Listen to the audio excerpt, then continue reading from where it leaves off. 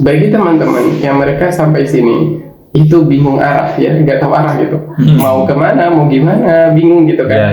Ya, itu solusi paling efektif dan terbaiknya adalah rumah binaan. Mereka masuk di rumah binaan, mereka akan tertata, mereka akan...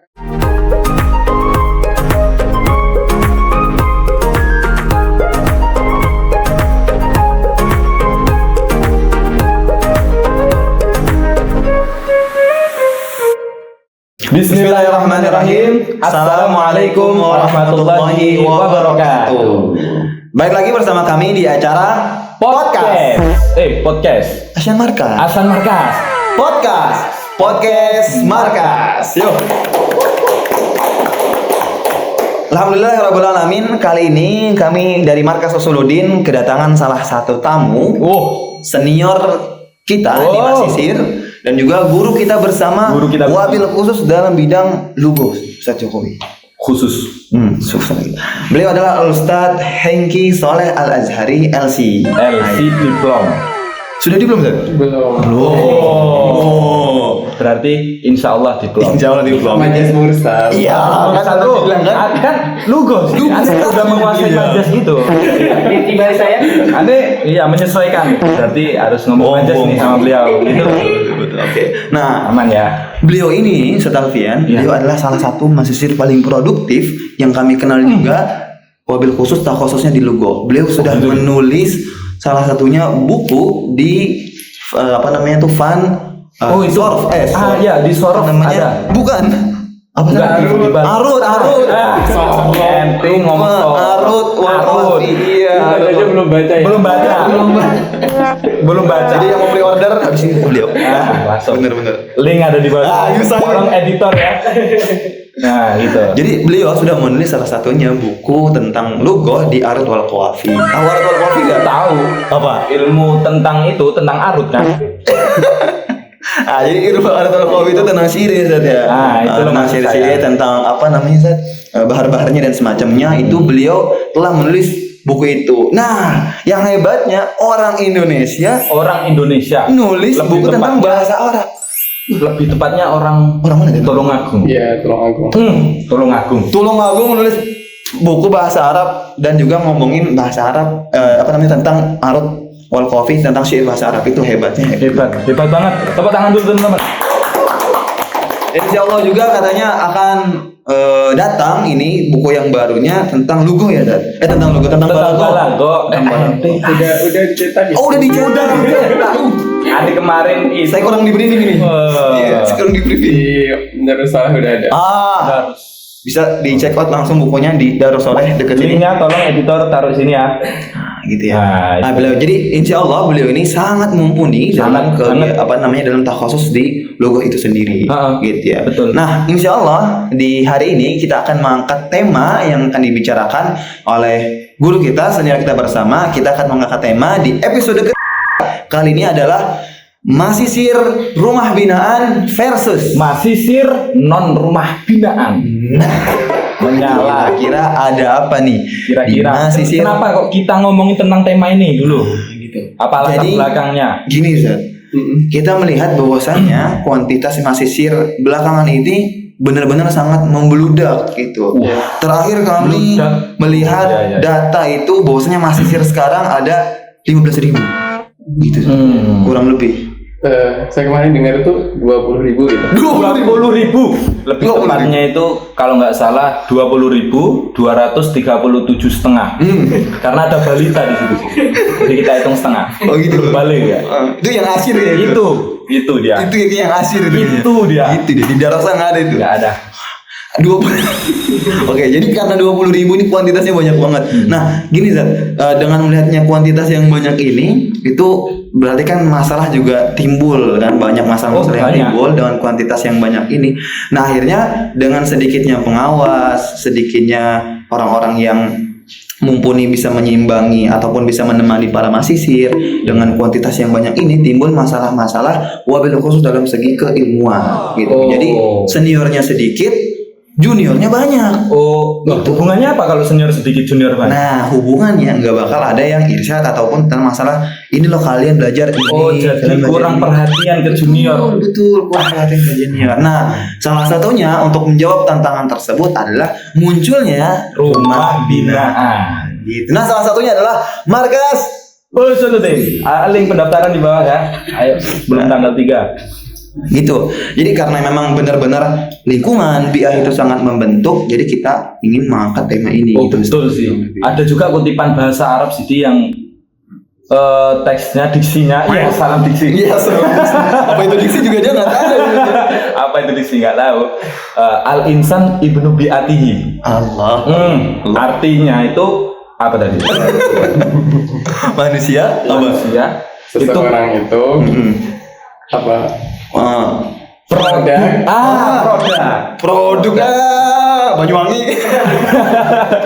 Produk dari lingkungannya. Betul. Kalau dia lahir di Papua, orang Papua, iya kan? Betul. Kan beda. Benar. Enggak gitu, cuy. Ini ngomong. Lanjut. Oh iya. Nah, ya tadi yang sudah disampaikan Alfian bahwasanya al-insan adalah ibnu bi'atihi. Jadi memang benar-benar lingkungan itu sangat membentuk ilmu seseorang, sangat membentuk karakter seseorang, sangat membentuk pribadi seseorang. Nah, salah satunya mungkin Ustadz Hengki ini. Gitu. Ustadz Hengki bisa terbentuk keilmuannya seperti ini dan karakter seperti ini mungkin gara-gara senior-senior yang dulu tidak red flag gitu ya. Oh, apa itu? Yang red flag itu apa? Red flag itu apa? Yang lagi viral ini lagi viral sekarang itu. Gitulah pokoknya. Bener gitu ya, Ustaz ya? Yang viral apa sih? Waduh, jangan. Nah, langsung kita ya, langsung potong ke menit selanjutnya. Oh, Ustaz, jadi kan gini, kira-kira kita ngomongin dari bi'ah tadi, kira-kira bi'ah yang baik seperti apa yang seharusnya ada di masjid. Gitu. Untuk anak-anak semua masisir semua kurang lebih gitu. Kira-kira apa ya? Kalau bicara sama bi'ah itu kan bi'ah itu sebenarnya banyak. Jadi ada namanya bi'ah ilmiah. Jadi lingkungan anak-anak yang suka dengan keilmuan gitu. Ada bi'ah traveler, jadi bi'ah yang benar-benar jalan-jalan yang suka jalan-jalan gitu. Ada bi'ah yang berkaitan dengan kesehatan. Jadi sukanya jogging. Oh iya. Iya. Jadi sebenarnya banyak bi'ah itu banyak sekali. Cuma ya itu tadi, kalau kita misalkan tinggal atau kita serumah atau misalkan circle kita sama orang-orang yang suka jalan-jalan, kita akan terbawa. Asalnya kita emang gak suka gitu, betul. Karena kita sering ngelihat, sering dengar tentang cerita, wah di Ahram kayak gini, wah. Bener ya. Dipengaruhi ya, Ustaz ya. Iya, jadi diajak gitu kan. Tidur dibangunin, ayo jalan-jalan, ayo. Ya jadi akhirnya pun kita akan ikut. Nanti kalau sudah sekali ikut, nanti akan sering ikut. Nah, akhirnya jadilah kita ibnu bi'atihi. Iya, kayak gitu.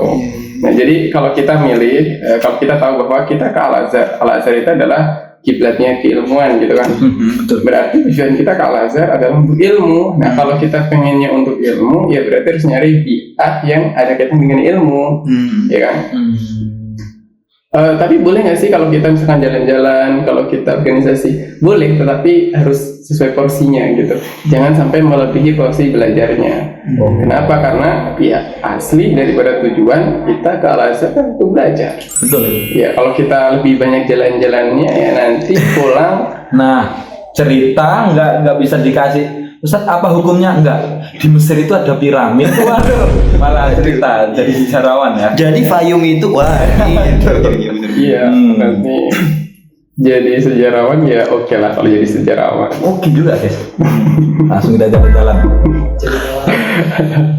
Gitu. Jadi ya kita harus menyesuaikan diri kita. Pokoknya kalau kita memang niat kita belajar di Mesir, ya berarti harus nyari circle yang suka belajar.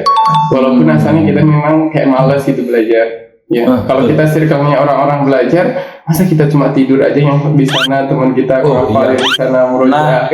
Nanti lama-kelamaan kita akan terbawa dengan suasana, akhirnya kita jadi semangat gitu. Oke. Nah, saat terkadang itu saya juga kan kedatangan 2022.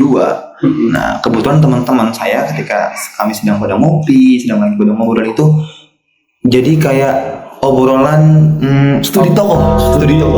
Studi tokohnya itu ngomongin senior. Biografi. Senior kalian gimana? Senior ente gimana gitu. Wah, seniornya gini gitu. Oh, jadi saya pas sekarang sudah masuk semi senior gitu. Akhirnya paham, oh jadi senior yang baik itu seperti ini, senior yang buruk itu seperti ini. Nah, terkadang maba itu tidak bisa memilih senior ataupun ketika datang. Iya sih itu. Nah, datang ke Mesir ini ternyata dia baru tahu, wah ternyata seniornya jalur kiri gitu misalkan, atau seniornya itu malah yang dikatakan tidak baik dan semacamnya. Nah, kira-kira menurut terhadap pandangan ini gimana, maba yang tidak bisa memilih senior yang tidak baik ini kemudian akhirnya terrumus dan terproses dalam sini. Kebetulan dia tertarik sama senior yang suka jalan-jalan tadi. Iya, misalkan gitu. Nanti kira-kira tanggapan gimana tadi itu? Ya. Sebenarnya nggak apa-apa loh jalan-jalan. Jalan-jalan sambil bawa buku. Nggak apa-apa jalan-jalan, tapi jangan lupa bawa buku balalohnya Ustadz Hengki. Ini tolong editor di bawah sini. Oke. Iya. Nanti kalau kita ngomongin jalan-jalan, dikiranya kita nggak suka jalan-jalan. Betul. Ya, jadi sebenarnya saya sendiri nggak punya senior sih, karena saya orang pertama yang datang ke sini dari pondok itu. Iya, dari alma mater. Iya, alma mater. Terus setelah itu ada adik-adik kelas. Nah, jadi di awal kita kan namanya orang datang ke sini, kalau kita ada senior, biasanya kan kita yang ngurusin senior gitu. Tapi kan sejak awal kita kalau udah ngerasa bahwa ini senior saya mungkin beda arah gitu sama yang kita inginkan, ya udah kita skip. Misalnya kalau kita udah tahu, ya kita tidak usah terlalu sering untuk berinteraksi, bergaul. Kita coba untuk mencari yang lain yang sama-sama kita maksudkan. Misalkan ini suka talaki, ini sukanya diskusi, ini sukanya kajian. Nah, itu beda-beda gitu. Ada yang sukanya talaki, ada yang sukanya itu. Terus talakinya juga kan beda-beda. Ada yang suka dalam bidang hadis, ada yang bidang Quran. Yang itu juga harus kita sesuaikan. Oh, saya sukanya Quran, berarti saya nyari senior yang juga suka dengan Quran, dalam artian talaki Qurannya itu lebih banyak gitu. Ya, ambil qiraat ya dengan para masyayikh. Oh, saya sukanya tafsir. Nah, berarti di situ saya harus nyari senior yang tafsir. Kenapa? Karena dengan adanya senior yang sudah lama dia belajar, ya kan, sudah banyak sekali pengalamannya, itu kita bisa banyak sekali ngambil manfaat. Ya, kita tanya misalkan, kalau kita pengen belajar misalkan tafsir maudhu'i, kita harus baca kitab siapa? Daripada kita harus pusing-pusing nyari sendiri, nanya ke senior kan udah. Ya, kalau kita pengen nanya tentang ulumul Quran, ulumul Quran itu kalau yang paling awal kitabnya apa, kalau paling tinggi kitabnya apa, terus yang paling enak tuh kira-kira bacaannya karya siapa, ya lebih gampang gitu. Bisa lebih menyingkat waktu. Kita pun bisa belajar dengan lebih cepat daripada kita harus mencari sendiri. Wah, saya harus baca semua kitab ulumul Quran baru saya tahu mana yang paling kan nggak gitu kan. Jadi kita juga mencari senior, itu banyak senior yang keren-keren luar biasa banyak. Cuma kita harus sesuaikan juga dengan keinginan kecenderungan kita. Kecenderungan kita, kalau kita sukanya di tafsir ya tafsir, kalau kita sukanya di hadis hadis, kalau kita sukanya di lugo ya berarti cari senior yang lugo, biar lebih gampang gitu. Tapi biasanya para maba itu, khususnya saya juga dulu kan pernah maba. Semuanya pernah senior. Iya, sama senior. Kalau diajak jalan-jalan itu kita sungkan nolaknya. Betul. Ini senior aku nggak cocok ini. Aslinya nggak cocok. Aslinya nggak cocok. Aku pengen biah yang kayak gitu tadi. Belajar misalnya. Untuk kok dijak jalan-jalan terus. Betul. Nah itu mabar terus. Ya, saya bicara login gue ya. Ya, saya bicara pengalaman aja. Jadi maksud nanti bisa disikapi masing-masing. Jadi kalau saya juga punya banyak teman yang suka jalan-jalan gitu, suka traveling. Tapi saya nggak suka traveling. Ya paling cuma sekali 2 kali, setahun sekali misalnya. Ya, biar ada story. Iya, benar. Biar ada story benar. Ya kayak gitu. Itu juga karena ada dari rumah binaan. Kalau sana dari rumah binaannya nggak ada full. Pentingnya rumah binaan. Jalan-jalan, buat story. Ya, jadi kalau kita misalkan ya, seringnya kita belajar, kita jarang di rumah, kita seringnya sama kajian sama teman-teman atau diskusi. Teman kita atau senior kita kalau mau ngajak kita jalan-jalan itu juga akan sungkan. Bukan kita yang suka nolak, tapi mereka yang akan sungkan ngajak kita. Iya sih. Dan malah saya itu sering nanya, kok kalian gak ngajakin aku jalan-jalan sih? Kok jalan-jalan sendiri? Ya nggak enak gitu, sama teman-teman kan sibuk belajar, sibuk gini. Karena kita kelihatan belajar terus gitu. Itu poinnya. Iya, jadi bener-bener gitu. Jadi ada tektok gitu loh. Iya. Jangan hanya dari seniornya ngajak, tapi kalau misalnya kita udah punya bentengan terhadap kita loh, kecenderungannya ke sini, tendensi ke sini, senior juga nggak enak kan.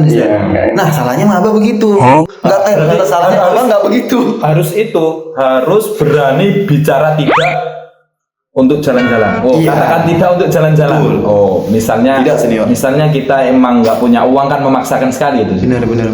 Ayo ikut. Ini kayak pribadi. Ini kayak pribadi ya. Ayo ke Sinai. Nggak mau, saya mau setoran qiraat. Iya. Misalnya. Qiraat apa? Qiraat nusus. Salah. Waduh, iya benar-benar ya, terkadang memang gitu ya. Berarti kalau dari antum, Ustaz, pendapat antum, bi'ah yang ideal itu seperti apa sih? Buat maba itu. Untuk maba. Ya, kalau mabanya itu ke Al-Azhar, ya ke Al-Azhar Syarif, berarti bi'ahnya adalah bi'ah yang di situ tercipta keilmuan gitu. Itu yang paling pertama dan utama. Adapun yang lain-lain itu sebagai bonus lah, tambahan.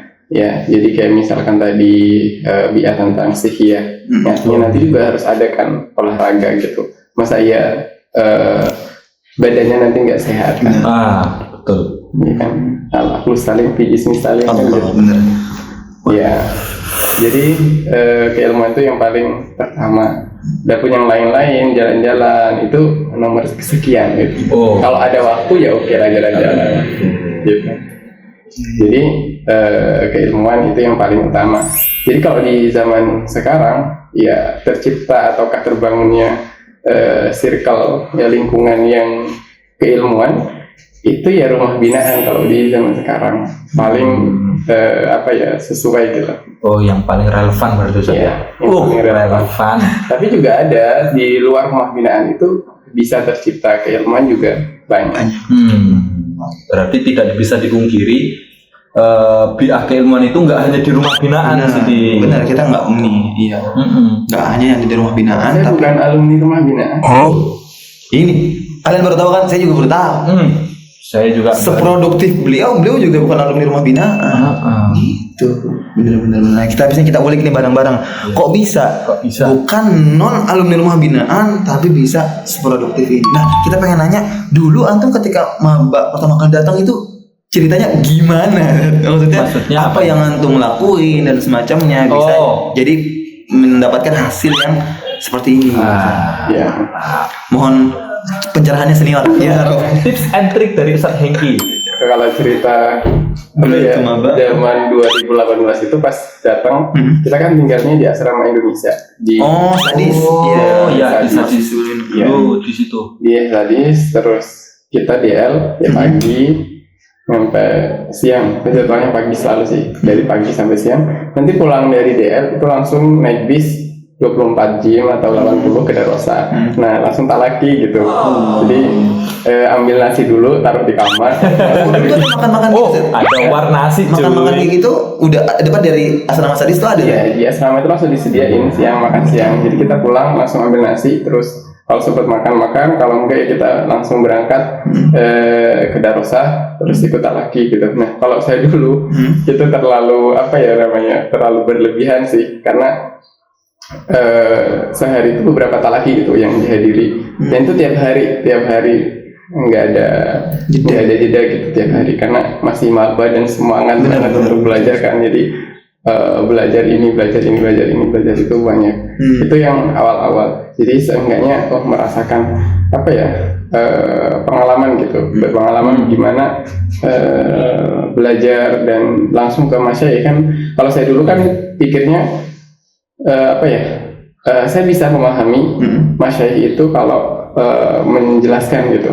Cuma kalau untuk ngomong itu masih susah karena saya kan lebih suka mendengarkan daripada ngobrolnya atau ngomong, karena juga ngomong nggak ada tempat untuk kita berbicara, karena saya kan dari Man kita mana ada ngomong bahasa Arab kan, nggak ada, kita cuma belajar teks-teks bahasa Arab itu. Terus saya juga sering dengerin dulu itu Syekh Fahad As-Sakandari dulu untuk mendengarkan bahasa Arab itu untuk sering dengerin. Nah pas di Mesir pun juga gitu, pengennya ngaji sama masyayikh biar langsung terlahir dengan bahasa masyayikh gitu. Bahasa fusha yang sahihah. Insan ibnu bi'atihi. Nah dulu mikirnya saya nggak belajar sama senior gitu, saya harus belajar sama masyayikh biar saya itu langsung lahirnya dari rahim masyayikh. Nggak ada singkatan maba langsung masih. Maba langsung masih. Allah iya benar itu. Iya, terus baru nanti setelah itu dapat arahan dari masyayikh gimana proses belajar, gimana caranya belajar. Beliau itu menyampaikan agar fokus satu persatu gitu. Jadi selesaikan satu persatu, baru pindah ilmu lain. Bikinkan dulu satu, baru pindah ke ilmu lain. Nah itu lebih bermanfaat dan lebih cocok buat kita gitu, daripada sehari itu banyak ilmu, ada hadis, ada tafsir, ada ini semua diikuti, besoknya ganti pikir subuh ini. Nah itu pusing, nanti malah rancu. Gimana ini membedakan satu dengan lain, malah nggak bagus. Berarti fokus hatam satu kitab itu, Sir? Iya, beliau itu menyarankan 1 tahun itu jangan lebih dari 2 ilmu, beliau bilang. 2 fan ilmu. Gitu ya. Jangan melebihi 2 fan ilmu, 3 sama takhusus kamu yang kamu inginkan nanti ke depan. Ya misalkan tahun sekarang saya takhusus pengen misalkan tafsir. Nah berarti tafsir ya sejak awal sudah saya pegang. Nah ada 2 ilmu tambahan yang ini harus saya kaji dari sejak sekarang. Karena sekarang masih maba dan belum terlalu paham nahwu dan soroh, maka saya sekarang fokus nahwu dan soroh. Ambil 1 matan terendah, ya matan terendahnya, mungkinkan itu dengan sebaik-baiknya. Ya, pokoknya mungkin, dan ulangi kalau bisa diulangi mungkin. 1 dengan 1 syarah. Nanti kalau udah 1 syarah selesai, boleh baca syarah-syarah yang lain buat maklumat tambahan. Kemudian nggak semuanya kita kaji ke masyayikh. Kita misalkan ambil 1 matan ke syekh. Misalkan ya ambil jurumnya sama Syekh Muhammad Hasan gitu, Muhammad Hasan Usman. Nanti kalau kita udah selesai di matan jurumnya, karena kalau yang kita kajian setiap pekan sekali itu kan lama, selesainya lama banget. Nah kita untuk mengejar kitab di atasnya, misalkan kita mau baca Mutamimah, Qatrun Nada, Syutur Dhahab, langsung aja buka YouTube Syekh Muhammad Hasan Usman, atau misalkan Syekh siapa gitu, langsung di situ kita sehari bisa misalkan 2 video ataupun 1 video. Kalau kita istiqomah selesai. Betul. Cuma kalau nggak istiqomah ya setahun 1 video. Sisanya nonton rekaman, rangkuman. Lur. Jadinya nggak selesai nanti. Nah kayak gitu. Nanti kalau udah, nah boleh ambil tingkatan tertingginya langsung ke masyayikh lagi. Langsung yang tingkatan tertingginya itu ke masyayikh lagi nggak apa-apa. Jadi langsung kita ambil pelasoh yang paling awal sama paling akhir gitu. Jadi kita udah siap lah untuk ikut kajian ke masyayikh dengan tingkatan tertingginya, karena kita sudah mendengarkan di rumah gitu kan, lebih banyak.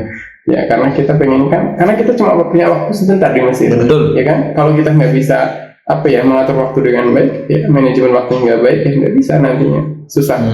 Terus baru kalau misalkan saya sudah sampai alfiyah nih, oke lah alfiyah aja gitu, nggak terlalu tinggi, cukup di alfiyah. Tapi mungkin ya, terus setelah itu sorohnya kan juga sekarang tadi berdampingan, berarti saya harus pindah ke balaghah. Balaghah sama mantik misalkan, balaghah dan mantik berjalan beriringan, sekiranya cukup mantiknya, ya mantiknya cukup, balaghahnya cukup, pindah ke ilmu lain. Nanti pindah ke ilmu lain, baru di situ nanti kalau sudah semuanya kan kita sudah benar-benar paham. Nah, kita bisa baru menggunakan semua perangkat itu dalam, misalkan kalau kita baca tafsir, kita langsung bisa menggunakan mustalah hadisnya, usul fikihnya, ininya semuanya. Kita baca usul fikih pun bisa memahami dengan balaghahnya, dengan ininya. Nah itu proses akhir. Jadi gitu teman-teman, setahun jangan lebih dari 2 fan ilmu kalau bisa. Berarti artinya itu benar-benar fokus ya, enggak menjadikan tameng. Oh, gampang 2. Waduh, nggak bisa. Alfiah itu masih belum tinggi. Alfiah. Nah, kadang teman-teman itu kalau mau ngaji ke masyayikh sih, itu nggak pede. Nah, kenapa itu? Biasanya nggak pede. Kayaknya belum siap gitu loh. Ada rasa kayak belum siap gitu loh. Belum siapnya itu dari segi apa? Mungkin apa yang diomongin Mas Syekh nggak paham.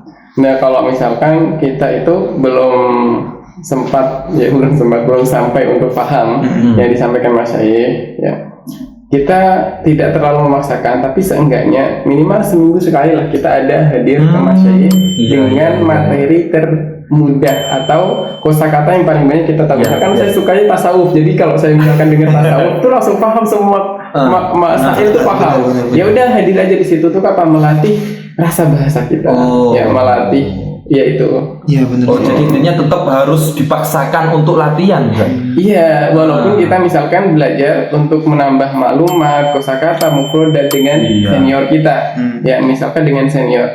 Tapi kita jangan meninggalkan masyayikh karena al-asru al-masyayikh, masyayikh itu adalah asal. Kita kesini ke Al-Azhar berarti aslinya adalah Al-Azhar, berarti masyayikh. Nanti kalau nggak kayak gitu, tiba-tiba udah LC, wah belum pernah. Kan? Ditanya ini saya siapa? Oh nggak tahu namanya.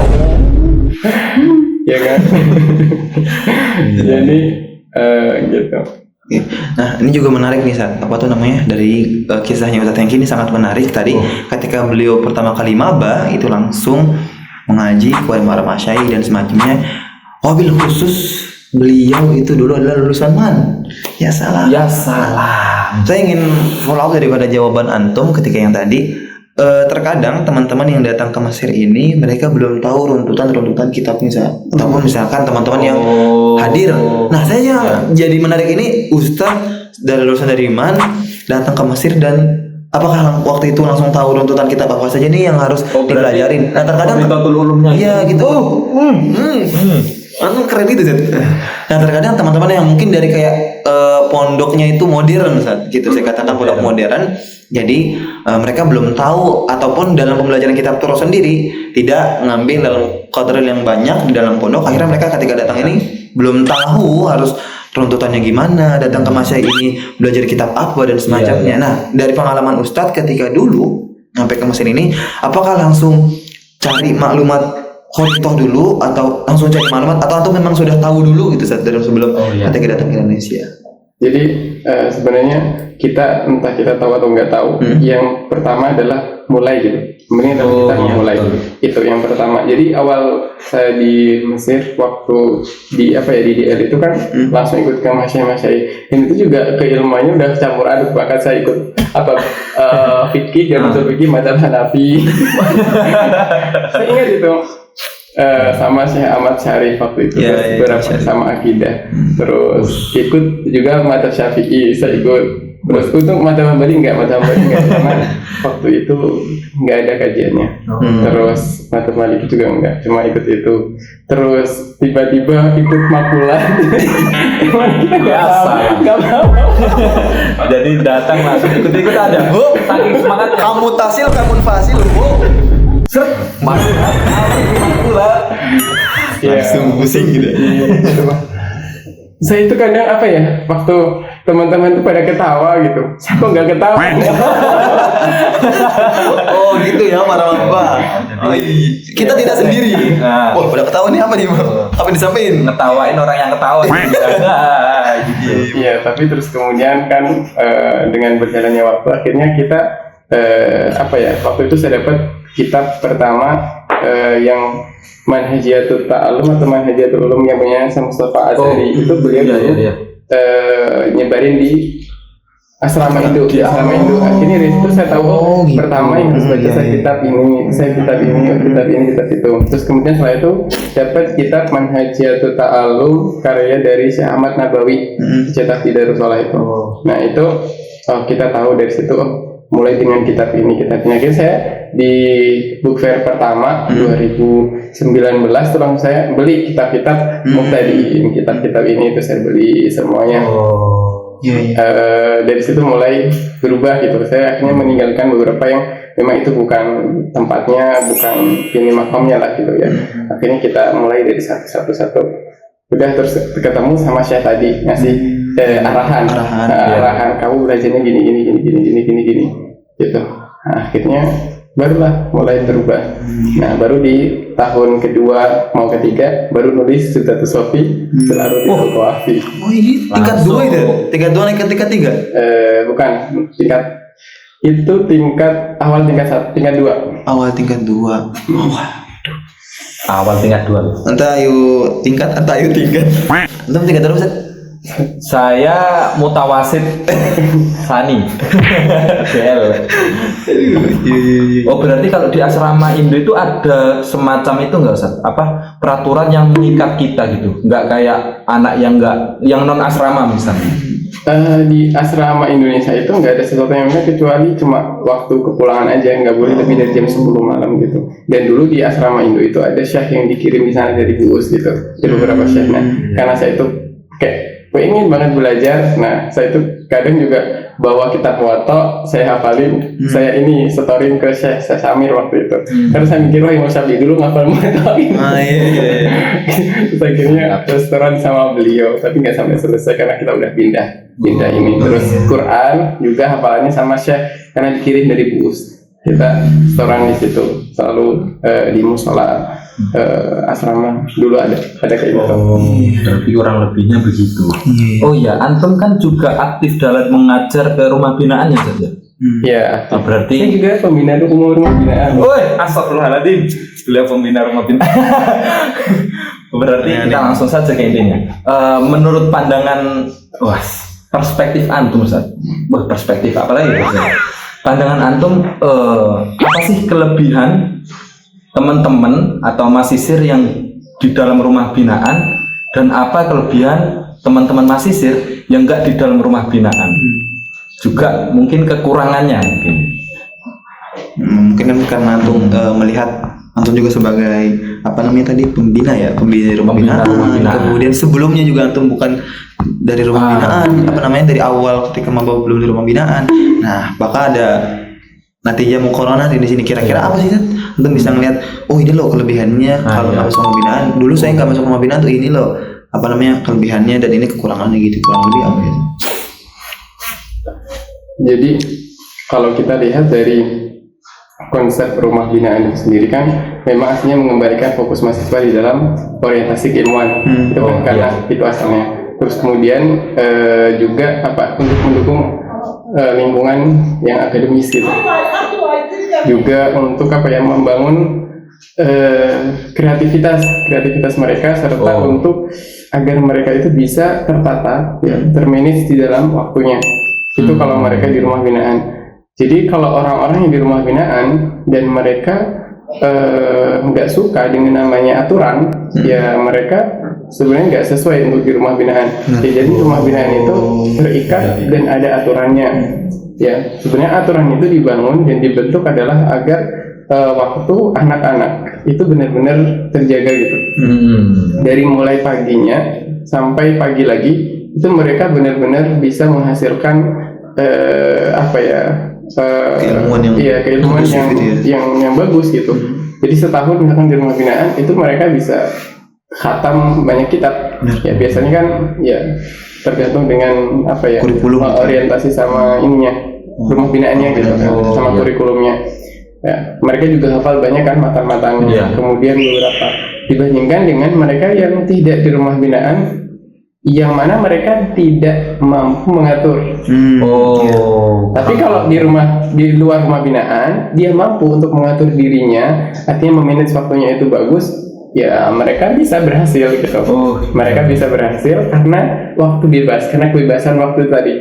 Dia bisa milih ini, bisa milih itu, terus kemudian dia bisa menguatkan apa yang menjadi kesukaannya gitu, ya menjadi orientasinya. Kalau dia suka misalkan dengan lughah, dia bisa menggali terus menerus, bisa ikut diskusi, forum diskusi, ikut ini, ikut kajian, ikut ini.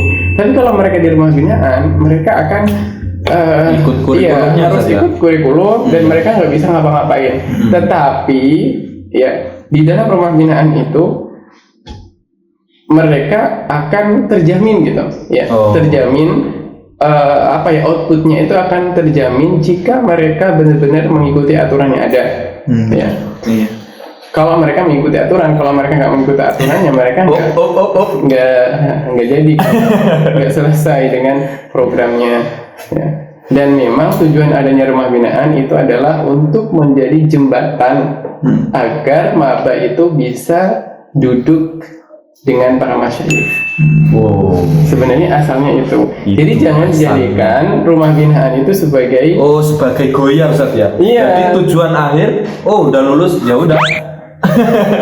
Udah wisuda rumah binaan dikira wisuda Els. Tapi boleh nggak seandainya tahun ini di markas Usuluddin, tahun depan pindah ke sampai 4 tahun selesai full. Jadinya gelarnya 4. Benar. Lulusan mana?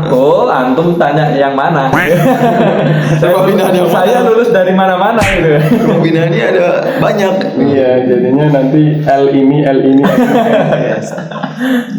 Terakhir LC ya. Iya.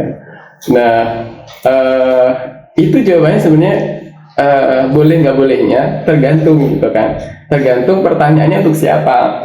Kalau untuk mereka yang orangnya itu pemalas banget, cuma tidur makan tidur gitu, itu paling bagus kalau dia di rumah binaan tuh dari awal. Yang ketawa itu dia udah ngerasain nyampe dia lulus LC. Itu bagusnya di rumah binaan. Setidaknya mereka pulang bawa sesuatu gitu. Ya bawa. Tapi kalau mereka yang aktif ya dan suka mengeksplor produktif banget berarti. Ya, dan di awal itu nggak ada asas. Asalnya masuk rumah binaan, setelah masuk rumah binaan dan sudah mampu untuk duduk dengan para masyayikh, langsung aja kejar dengan para masyayikh. Langsung. Dan di waktu di rumah itu tadi kita selain mudzakarah, kita dengerin kajiannya para masyayikh yang ada di YouTube, ya kan banyak sekali tuh rekaman. Kalau kita hitung berapa ribu rekaman, kayak seumur hidup nggak selesai kalau dengerin semua. Belum lagi punya Syekh Yusri. Kayak kajiannya Syekh Yusri itu panjang, banyak. Dari sejak lahir sampai nggak selesai itu kalau betul. Nah, kita juga melihatnya bahwasanya ini kan Ustadz Hengki tidak masuk di rumah binaan dari awal ya Ustaz. Kemudian juga tadi kita udah obrolin teman-teman yang masuk rumah binaan gimana kelebihan dan kekurangannya. Berarti menurut Ustaz kira-kira dengan adanya tadi orang yang degradasi orientasi tentang masalah keilmuan, yang tidak punya yang tidak ngerti tujuan dia buat belajar gimana dan seharusnya, berarti menurut ataupun dalam kacamata antum, apakah rumah binaan benar-benar sebagai solusi yang ada untuk menjawab keilmuan masyarakat ini gimana? Apakah 80% atau 100% atau ya bahasanya kita lagi membranding rumah binaan. Kira-kira tapi ini secara netral. Menurut pandangan Ustaz Hengki gimana kira-kira? Iya, karena kan saya mengalami dan betul. Antum mengalami dua sisi. Betul. Di rumah binaan dan di rumah. Pas banget ini. Kenapa saya dulu nggak pengen di rumah binaan? Karena daripada saya menunggu testimoni dari orang lain, lebih baik saya menjadikan diri saya sebagai bahan percobaan gitu. Jadi saya tidak mengkaji dengan senior dan tidak masuk di rumah binaan. Saya ingat saya belajar dengan senior itu siapa? Saya pernah hadir di Ustadz Agung. Itu cuma 1 atau 2 pertemuan semantik. Karena waktu itu saya nggak paham. Saya dengan senior malah nggak paham, tapi dengan masnya saya paham. Akhirnya saya ngajinya dengan masyaikh untuk ilmu mantik waktu itu. Ya mungkin nggak tahu ya, wallahu alam. Itu terus pernah ikut yang kedua itu bimbel. Saya pernah ikut bimbel, tapi ikut bimbel itu waktu itu ya bukan karena belum bisa dengan keilmuan itu, ya, tetapi ingin ingin tahu dan juga kita inilah setidaknya. Karena saya ikut waktu itu bimbelnya ilmu arut, dan sedangkan ilmu arut saya sudah ini waktu itu, iya, udah sama beliau Dr. Hasan Usman.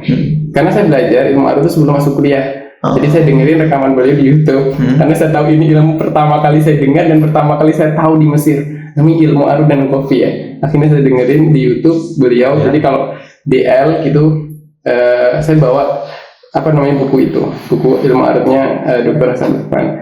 Ke naik bis gitu saya baca bahar apa saya hafalin itu waktu DL, karena saya mikir wah ini kalau saya nanti nunggu kuliah nggak selesai gitu, nggak selesai.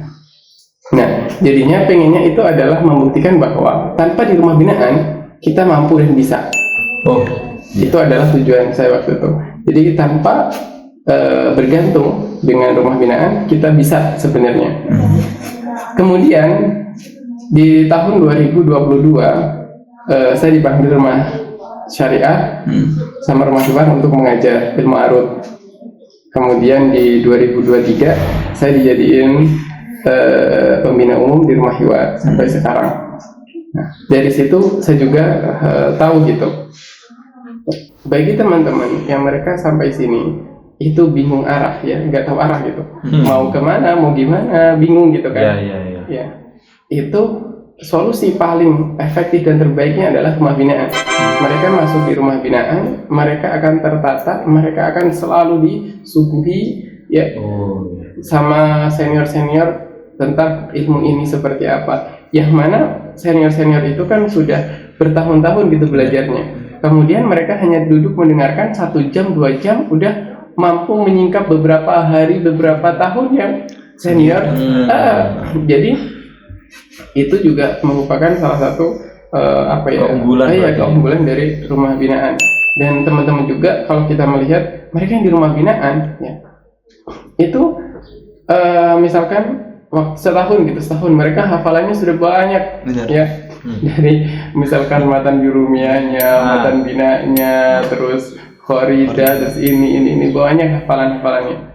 Sedangkan di luar rumah binaan itu mungkin hanya 1% dari sekian. Misalkan kalau kita mau hitung-hitungan ya, yang mereka nggak di rumah binaan dan hafalan dari segi hafalan itu sama yang di rumah binaan itu sepersekian gitu. Ya mungkin ada yang mereka hafalan, tetapi tidak sebanyak mereka yang benar-benar terprogram di rumah binaan. Karena di rumah binaan mereka tidak hanya fokus ngafal, mereka belajar, mereka ngafal, dan mereka menjaga dari segi ibadahnya ya. Kemudian mereka nanti di akhir dites, kan ada tesnya. Tiap bulan evaluasi juga. Kalau remedi itulah. Jadi kalau pesan Anda belum dibalas, itu saya lagi kumpul HP. remedi bentar ya. Ya, kalau di luar rumah binaan kan belum tentu ada ujiannya, jadi kita tidak tahu kita udah mampu atau belum. Kayak gitu. Jadi rumah binaan itu satu solusi yang terbaik. Kemudian juga ada saat yang kayak gini nih. Ini saya juga selaku pelaku di rumah binaan gitu ya. Kemudian ada orang-orang yang bilang gini, ngapain sih masuk rumah binaan? Udah gede tau gak? Masih aja disuapin. Masih aja disuapin gitu. Keluarlah dari zona nyaman. Padahal gak nyaman loh rumah binaan itu. Emang enak apa yang dikumpulin? Nah, perspektif antum saat selaku senior juga di rumah binaan terhadap mulut orang-orang yang gini, gimana cara kita membungkamnya, reaksinya? Keluar dari zona nyaman, jangan disuapin mulu. Itu orangnya masih hidup nggak? Cariin weh. Ayo. Ini nomornya. Mana sih dikirim mana? Soalnya telepon ini. Oknum sih dia, oknum. Iya.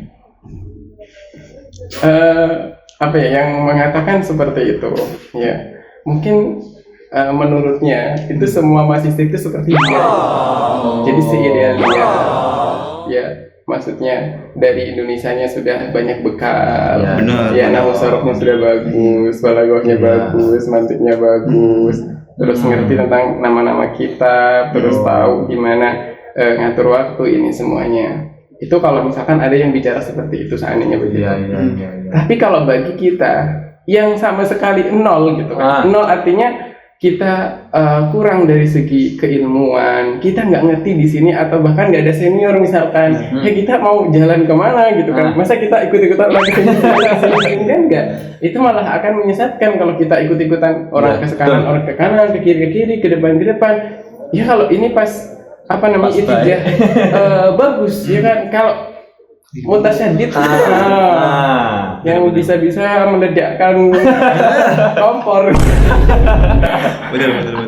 Iya maksudnya tuh kayak gitu. Jadi kalau kita ya udah rumah binaan di situ jelas ya apa namanya ini arahnya kemana, mereka diajarkan untuk apa, belajar bagaimana, dan itu hanya setahun gitu, nggak lebih daripada setahun ya walaupun ada yang mungkin 2 tahun program tapi itu setahun dan mereka terdidik dengan baik ya kan, belajar dengan yang sangat efisien, menjaga waktu ya. Seandainya mereka 4 tahun di Mesir, mereka masih ada sisa 3 tahun. 3 tahun mau belajar dengan para masyayikh. Cukup banget Ustaz. Cukup. Apalagi sampai S2. Cukup sekali. Apalagi sampai S3. Apalagi yang satunya. Jangan. Ya tadi kan bicara tentang kelebihan. Kira-kira apa sih kekurangan rumah binaan dan kekurangan orang yang non rumah binaan. Kalau non rumah binaan tadi udah. Iya, karena dia nggak terarah. Pasti ada kekurangannya dong. Tuh rumah binaan itu. Iya, rumah binaan nih. Kira-kira kalau kekurangannya orang di rumah binaan, apa yang dirasa kekurangannya? Nggak ada. Makan lebih. lebih terus. Nih, ya. Ada sedikit pertama kekurangannya karena adanya aturan-aturan yang harus taati, terkadang mahasiswa merasa kurang bebas. Ya, itu kan kekurangan, dia merasa tertekan, kayak di penjara gitu. Mau ketemu teman aja nggak bisa, apalagi ketemu doi. Betul. Itu nggak boleh ya. Ya. Jadi waktunya sangat terbatas. Mau telepon keluarga di rumah nggak bisa gitu kan. Kadang bisa tertekan gitu kalau mereka yang tidak siap mentalnya. Gitu. Terus dari segi kemandirian, mereka mungkin kurang mandiri dalam menentukan. Kan? Mereka terbiasa di itu. Kamu ini. Iya, akhirnya mungkin dari segi cara pengambil keputusan gitu kan. Apakah gimana belajar gimana ininya, mereka kurang mandiri dari segi itu. Tetapi kan sebenarnya dari sisi lain, bagaimana mereka mengatur waktu itu kan juga sebuah kemandirian sebenarnya dari sisi itu. Kenapa? Karena orang di rumah binaan kan mereka juga harus ngatur kapan saya harus ngapal, kapan saya itu harus setoran, kemudian kapan saya harus makannya jam berapa, ini jam berapa, itu kan dari dalam diri kita gitu. Walaupun ada di situ misalkan aturan dan ketentuan, kalau kita orangnya itu malesan gitu kan, ya kita nggak akan jalan. Tapi itu juga kembali lagi ke dalam diri kita. Ya, dan mungkin ini kurang dari segi inisiatif. Betul, kurang inisiatif. Inisiatifnya akan berkurang kalau dia tidak bergabung dalam. Kan di rumah binaan biasanya ada divisi gitu, misalnya divisi pendidikan, ini divisi apa. Setidaknya di situ mereka akan terlatih. Di situ juga bagus gitu. Jadi ada kekurangan, tapi di lain sisi di situ ada solusi gitu, ada solusinya. Kalau misalkan saya kurang inisiatif, kurang produktif, kurang kreatif, nah ikut di divisi-divisi itu yang ada di dalam rumah binaan itu juga Nah kemudian interaksi dengan yang di luar rumah binaan itu mungkin akan kurang karena kita lebih banyak di dalam rumah. Ketemu ini aja gitu ya. Ketemu sama teman-teman itu gitu. Ya, jadi kurang relasi mungkin bisa. Relasi ya. Kalau kita bicara waktu 4 tahun, setahunnya kurang relasi dikit lah. Iya. 3 tahun bisa menambah. Oh itu ngopi aja terus. Ya, bisa. Apalagi kalau bisa buat konten. Konten yang bagus gitu kan. Oh iya, nanti kan followersnya masih banyak. Betul itu. Jadi kan bisa berinteraksi. Sama followers. betul. Ya nanti bisa DM. Berarti dalam apa ya, kekurangan rumah binaan tadi pun juga ada solusinya gitu. Iya benar. Enggak kekurangannya nggak bisa ditambah. Nah gitu. Kalau kekurangannya yang non rumah binaan bisa. Kalau di rumah non binaan ya, di non binaan itu sebenarnya banyak kekurangannya juga. Ya. Dibanding yang rumah binaan. Kalau mereka tidak menemukan lingkungan yang tepat, mereka akan tersesat. Kan? Ini yang pertama. Yang kedua, mereka berjuang sendiri, nggak ada teman. Artinya kalau di rumah binaan kita sama-sama berjuang dengan satu circle yang sama, ngafalin. Oh sekarang waktunya hafalan jurumiyah, semuanya sama hafalan jurumiyah. Tapi kalau dia di rumah, ya. Nggak ada yang bangunin. Iya. Nggak ada yang mengikat dia menarik untuk ayo setoran. Dia harus berjuang dengan sendiri. Tapi itu melatih kalau dia mampu itu akan menjadi wali. Iya. Wali kelas. Wali kelas. Pribadi yang kuat tangguh gitu kalau dia. Karena dia inisiatif terus Ustaz ya dari diri dia sendiri. Dan lebih rentan untuk terkena bisikan-bisikan setan. Sendiri soalnya. Sendiri. Iya.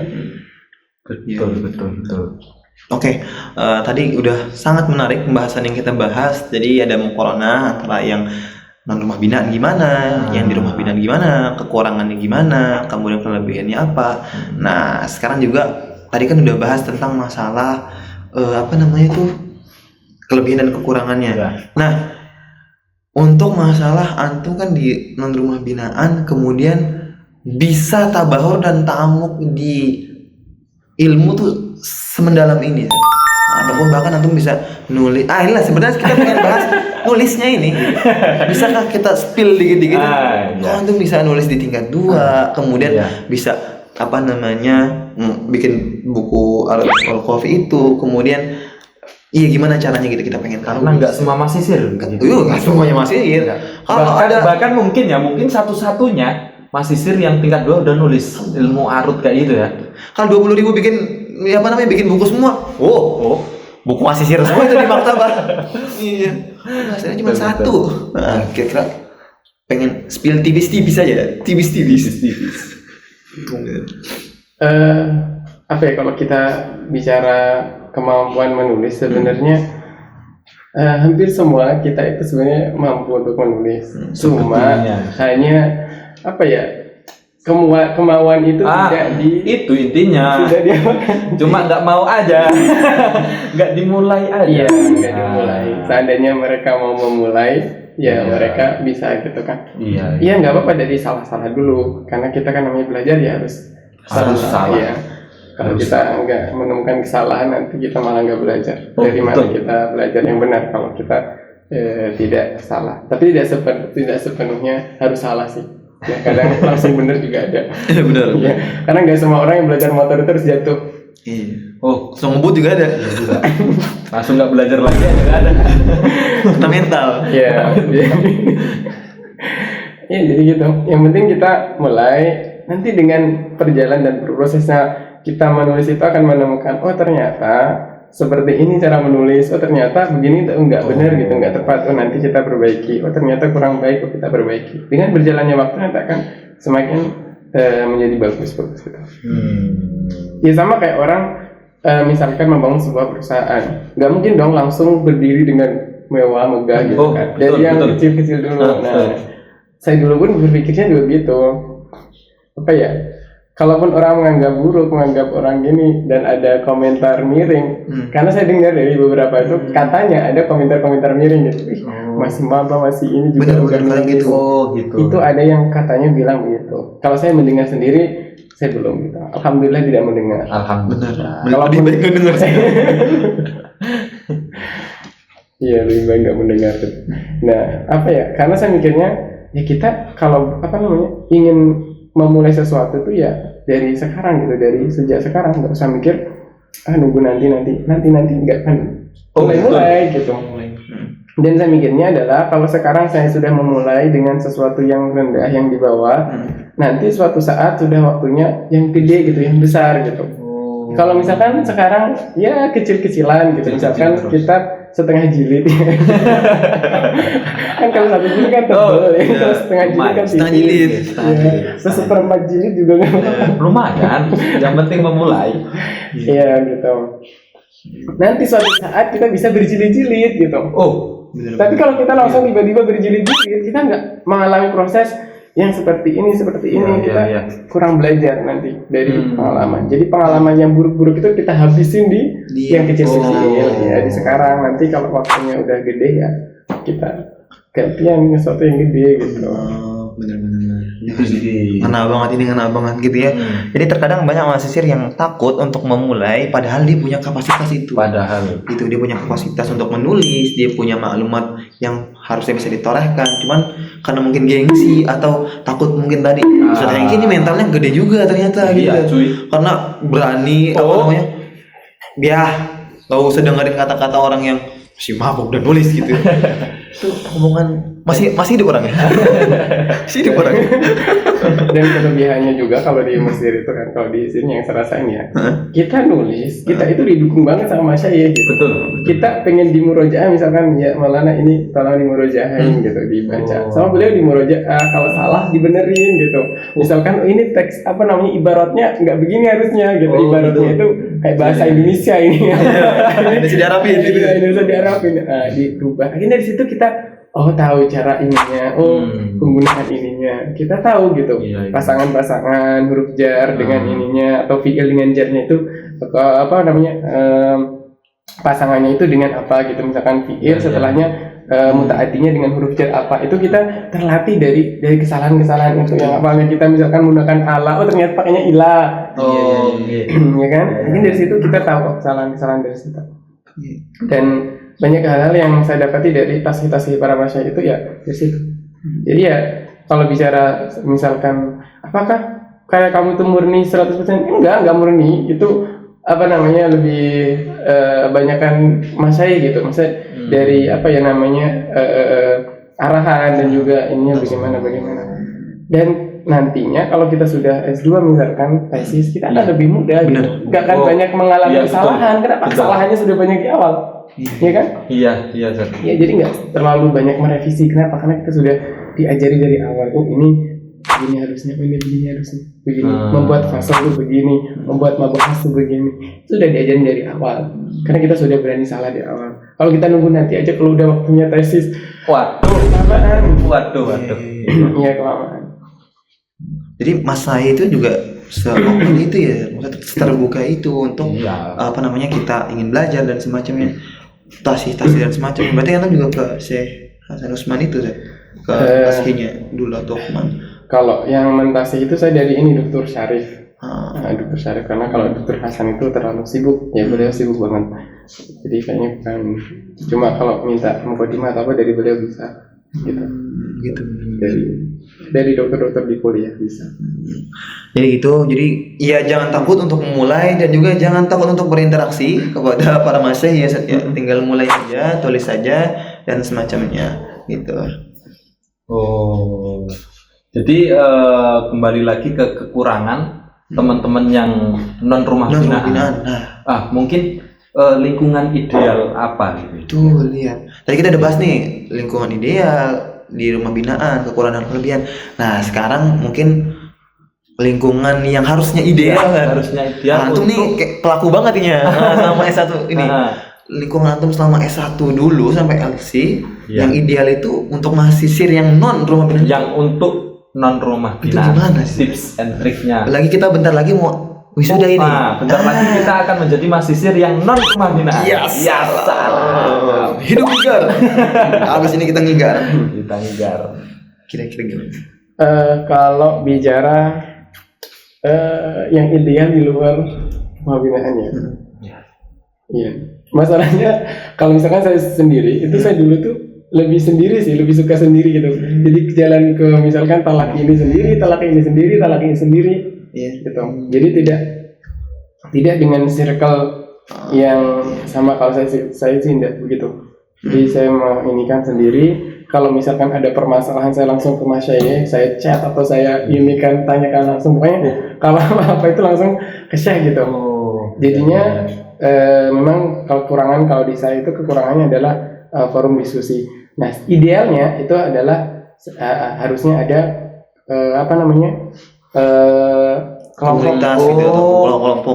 kelompok diskusi ya. Iya. Harusnya ada kelompok diskusi, kelompok mudzakarah bareng, ya kan, murojaah bareng, kayak gitu.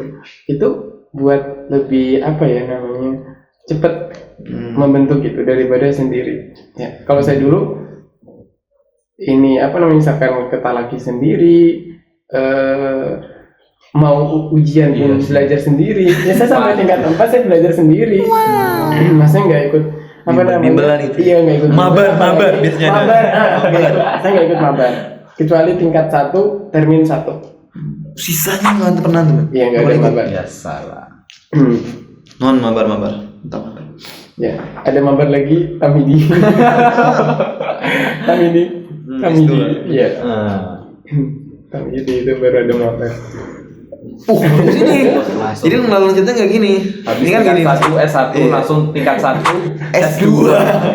Jadi nggak gitu nih, kan masih lagi only tingkat 1. Iya. Mabar di awal. Jadi kita bisa mengelola kayak gitu. Karena kenapa waktu itu saya mabar?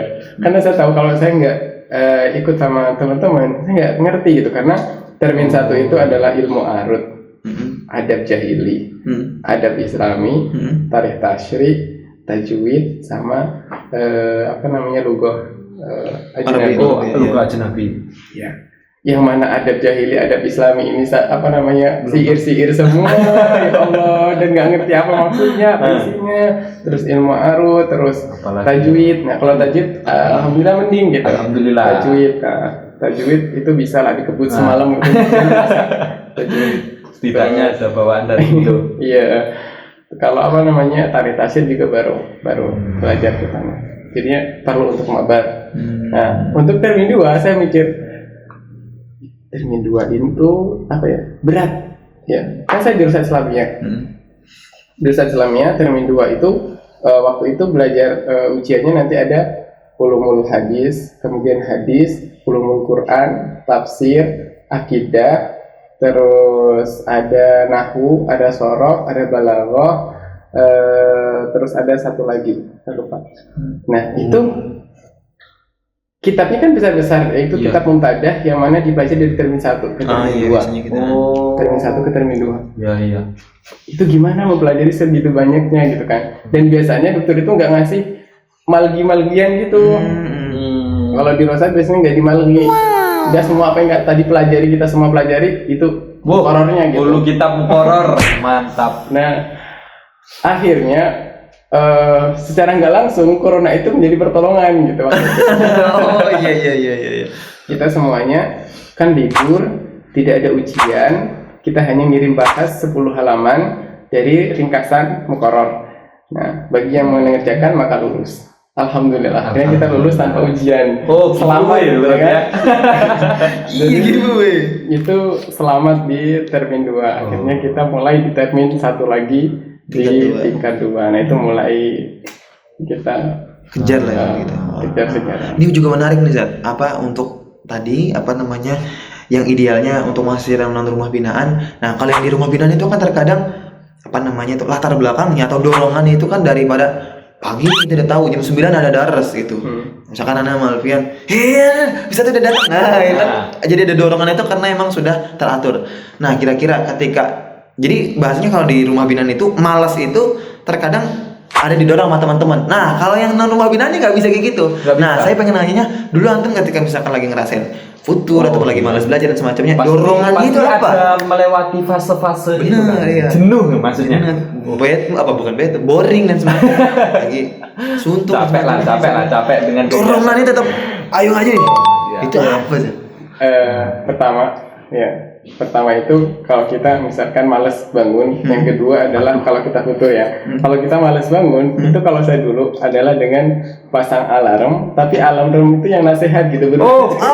Sama kan? Wah, sama. Ini Gus bahasan. Cuman yang matiin kita, tetap aja ditidur. Menasihati orang lain. Iya, yang bangun kita. Iya benar. Kalau bisa dicontoh. Kalau dulu kan, pengen tahu alarm mungkin bisa kita mungkin bisa share alarmnya. Jadi saya rekam suara terus ngasih nasihat gitu, nasihat gitu. Terus saya jadi alarm. Oh bisa itu. Ayo Negi bangun. Dicariin sama Syekh Ustaz. Iya. Nah, kalau enggak mungkin alarm ibu kali. Nah, bangun nah. Ingat janji dulu sebelum berangkat ke apa Mesir. katanya. Menarik. Ini bener-bener. Oke guys, nanti kita rekam suara kita sendiri. Tapi ini baru buktinya beliau jadi. Bener-bener. Selain itu apa gitu? Terus kalau dulu sebelumnya kan saya itu dari MAN itu lulus 2017. Setelah dari MAN itu saya ke Pondok Quran. Nah, di Pondok Quran. Nah, itu kalau di Pondok Quran saya pakai alarm. Ada dulu lagu jadi mau jadi apa? Bukan dong. Bukan itu ya? Bukan. Makanya para penghafal Quran, gitu. Tidak semudah membalikkan tangan gitu. Nah itu kalau pagi langsung kedenger kan, jam 3 itu langsung bangun gitu. Nggak mudah gitu buat ini kayak gitu. Nah itu jadi kita semangat. Alarm motivasi. Ya itu kalau dulu. Terus kalau misalkan kita lagi jenuh gitu, kita lihat nasihat-nasihat masyayikh di YouTube. Bisa gitu. Nanti kita langsung semangat lagi gitu. Iya. Itu ada Ustaz, teman kita di markas ini pasang alarmnya itu nggak nasihat, yang bangun. Iya. Pengen sukses. Jangan tidur bangun. Nah itu tuh. Yang bapak-bapak yang tua itu. Iya, dia nggak bangun tadi. Malah kita yang bangun. Bangun. Iya, oke. Kalau lagi malas ngaji, Zat. Nah, misalkan nih, sebenarnya kadang suka berat itu kan gitu. tadi kalau malas bangun nih. Kalau kita posisi malas mau belajar atau lagi malas ngaji gitu. Kadang-kadang kan motivasi antum. Kira-kira ayo harus datang. Apalagi kalau misalkan lagi tidur siang nih kan. Jadwalnya sore. Itu kadang udah tidurnya bentar. Lolos akhirnya harusnya kelewatan. Iya, kalau saya dulu juga ini di dalam kamar itu bisa kita pasang misalkan foto syekh yang kita pengen jadiin benar kita gitu. Dede itu dulu di kamarnya Dede. Terus Ada itu teman kita Ustaz di kamarnya masang fotonya itu berapa puluh masyayikh itu. Mungkin karena kebanyakan. Akhirnya akhirnya nggak kepikiran. Itu siapa aja bingung akhirnya nggak bangun seluruh masyayikh masalahnya. Masyayikh ajar masalahnya. Karena tenang ya. Iya karena tenang. Itu ada lagi yang masang itu kamar tengah Habib Umar, cuma ditutupin lemari. Takut dilihatin Habib Umar pas tidur. Akhirnya nggak bangun cuy. Bisa aja ya. Betul. Ya inisial Dede. Inisial Dede Ardiansyah ya. Nanti dicetit. Kalau kita ingat gimana saya mau jadi kayak Syekh Ahmad Thayyib gitu. Kalau misalkan saya malas-malasan gitu langsung print sekarang gitu. Iya. Syekh, foto bentar Syekh. Nggak usah. Bukan banyak di Google. Iya benar. Nah, kemudian kalau misalkan apakah antum punya role model Zat, dalam senior Mas Yosef sendiri dan juga ataupun Mas Yai sendiri? Itu role model saya ini nih. Jadi ketika saya biasanya gitu Zat, orang-orang tuh yang lagi futur tuh, terus kemudian dia baca biografi role modelnya, orang-orang idolanya. Oh, ketika misalkan role modelnya itu 4 tahun S1 begini-begini belajarnya. Jadi dia pemikiran, wah role model saya begini karena ingin mencontoh terus begini. Nah, kira-kira dulu role model antum siapa sih? Karena dulu itu tidak terlalu banyak tahu tentang senior gitu kan. Tidak terlalu banyak tahu tentang senior. Jadi saya belum dapat atau belum ada gitu. Senior, tapi saya langsung ke Mas Syekh. Jadi dulu itu saya suka banget sama Syekh Usamah gitu. Syekh Usamah Said Al-Azhari sama beliau. Itu kalau di zaman kita, kalau di zaman dulu gitu kan, itu sama Imam Jalaluddin Asyuti ya. Kayak beliau itu yang ensiklopedia gitu. Beliau itu Mausu'i gitu. Yang kayak gitu. Syekh Usamah pun juga kayak gitu, Mausu'i gitu. Dan ternyata Syekh Usamah dulu itu satu fakultas, fakultasnya juga di Universitas Islamiyah Banin Kairo. Cuma beliau pindah karena ayahnya pindah di mana sih? Provinsi lain itu. Iya. Bukan di sini. Bukan di Asyik, di luar Kairo. Di luar Kairo. Beliau pindah ke sana karena terus akhirnya di hadis kan, di Usuluddin hadis. Karena nggak ada selain di Kairo yang di Universitas Islamiyah. Jadi kayak beliau gitu bisa seperti beliau. Jadi ya kita mengingat aja kalau misalkan pengen kayak beliau, gimana mungkin kalau kita malas-malesan. Padahal waktunya hanya sebentar gitu kan. Jadi kita harus bisa memotivasi diri kita sendiri sebelum motivasi orang lain. Bener ini. Kata-kata hari ini pas ini motivasi diri sendiri dahulu sebelum memotivasi orang lain. Betul. Nah, ini juga nih Zat. Nih, saya juga kepo aja sih Zat. 24 jam. Biasanya Ustaz Hengki dalam 24 jam berapa jam antum waktu untuk habisin buat belajar kan? Itu. Kadang arah Mas Isir 2 jamnya udah oleng. Jangan. Habis 2 jam langsung bilangnya, I'm self reward 2 jam. Buka buku, bikin story, tutup buku. Betul, gitu. Bener. Kalau antum pribadi sih dalam 24 jam kira-kira biasanya dari dulu mabat sampai sekarang berapa sih? Dulu. Saya bilang dulu karena dulu dengan sekarang kan berbeda. Oke. Kegiatan juga mungkin berbeda ya. Iya. Kalau dulu itu pokoknya kalau waktu saya kosong itu pasti saya belajar. Nggak ada yang kosong. Iya. Waduh. Jadi kayak misalkan pulang dari DL itu kita kalau ke Darussalam berarti Talaki ya. Nanti pulang dari Talaki kita malamnya belajar gitu. Terus pagi lagi tidur, kemudian pagi ya kalau kita sempat ngafal atau apa kita ngafal. Terus nanti pergi DL belajar untuk kerjain tugas. Kan biasanya ngerjain tugas di DL itu pagi sebelum berangkat kerjain.